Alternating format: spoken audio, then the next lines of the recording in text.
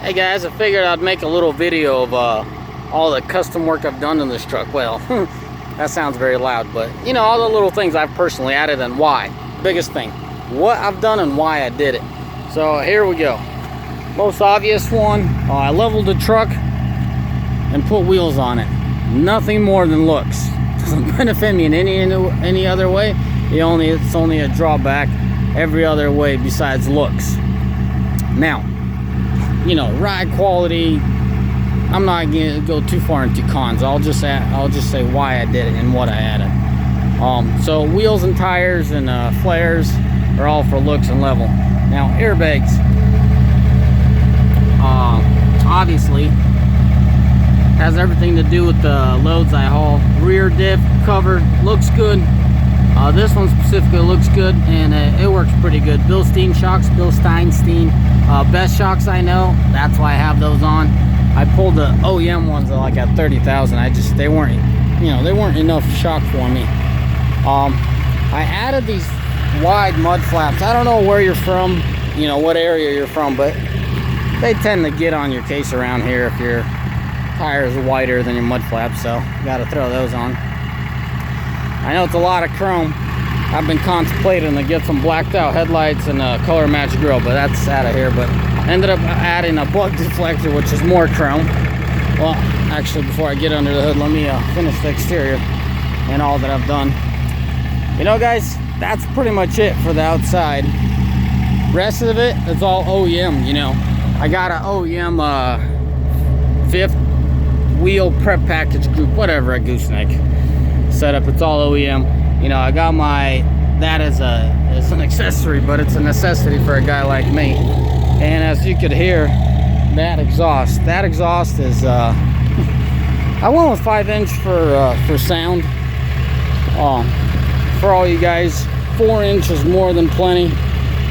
Probably the route I would have taken in one of my other videos. I said why and whatnot, but it's a straight pipe, 5-inch. I don't know how much that actually adds. More for looks at this point, because to do it properly, you need to do that whole side. You need to do the whole side to do it properly. You know, delete your heat gritter, your grit heater, and open up that hole there. There's a plate. My buddy down at, what's his name? Diesel Power Products? No, not Diesel Power Products. Glacier Diesel. He sells it. Does a really good job. And there's the rest of it. I took all the shiznackles out of here so it doesn't look so busy. Left the functional stuff. Side note, guys, see that? Mine, it is open into the... I did open it up into the head here. For some reason, the kit I had, it just plugged it off back there and that's it.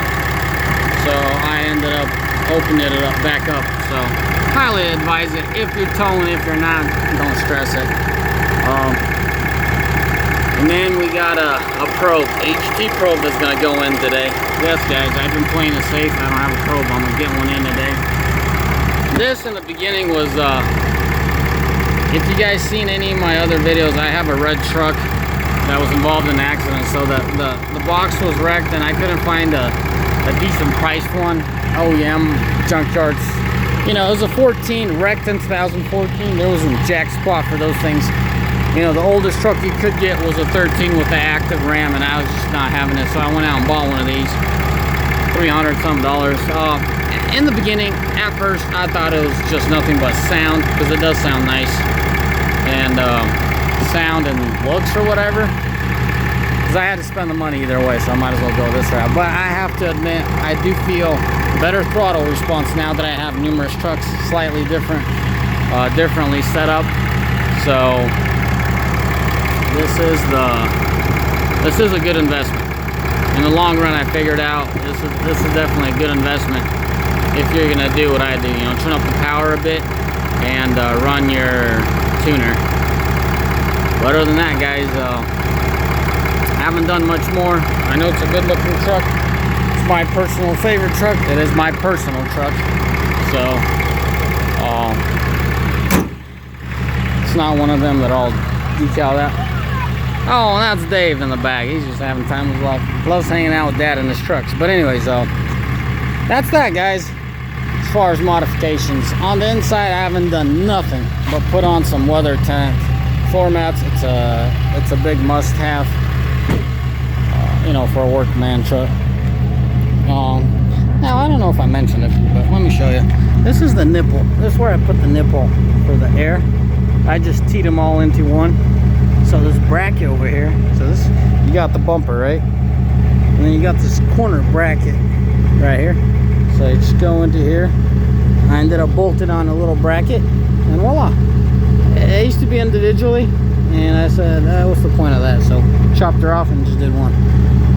There is a point, RVers, if you're top heavy, really good idea, but a guy like me is sometimes I haul some weight. That's about it. Peekaboo! This is my family rig, guys. Look at that. Got a car seat and a booster seat. All right, I'll tell you what. Missed the stat. I put on 180 stat in here. Gotta have. As far as coolant, gaskets and, you know, head gaskets and all that goes, I really like to keep it at 180 and close, you know, I don't want to see anything past 190, 195. So it'll definitely hit the sweet spot for me. Now oil temperatures, they're 177. That's on the low side. I want to see at least 165, 170, and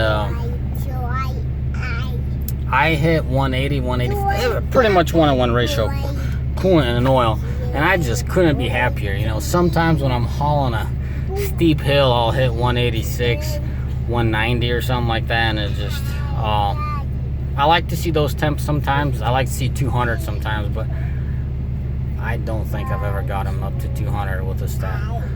I just don't remember. But what you want to do is you want to keep it at least at 170, so you're burning off all you know, these, what are they called? Gosh, it's skipping my mind. Pretty much all the contamination in the oil. You want to burn it up.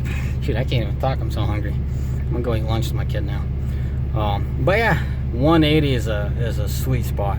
Now, why do you, going back to the coolant, you don't want to do anything less than that. You want to have your metals warm. You want to have your coolant warm, you know, before you start towing and stuff like that. So I don't know how I could cool it off more, but if I came up with a way to cool it off more, I definitely would not. I love the fact that it stays at 180, low 180s when I'm driving empty, when I'm loaded right about 185 coolant, 185 oil.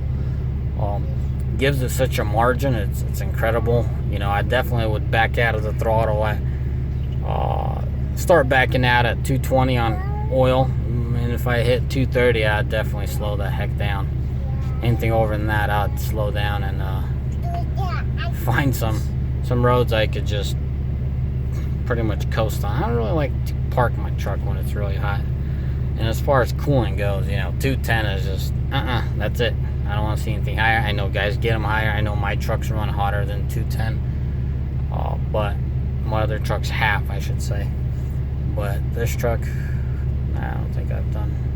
Well, I'm definitely, I know you could push it more than 210, but guys, 210, cut it off. I mean, cut it off at 210. It's just heat. Bottom line is heat what kills these engines, guys. And with all the EGR stuff, you got plenty of heat in there. And if you really don't watch your gauges, you could screw up your truck pretty easy and shorten the life of it. You know, I got what, close to 300,000 on a 2014. Well, yeah, I mean, for the whole time, for the whole time, they did. For the whole time that truck ran for me, that truck always had good drivers, but one guy, he was just a knucklehead, man. He was a doorknob. He's just a doorknob. That's all I'm gonna say. I don't want to get carried away with him. You'll see one of my videos. One of my guys almost flipped. I think it was a D3 or D5, a little bulldozer. Well, that's the guy that was towing it. He's just a knucklehead, man. Anyway, so he's out on his way, and we got another good driver in there, and everything's good. All right, guys. As always, have a mighty fine day.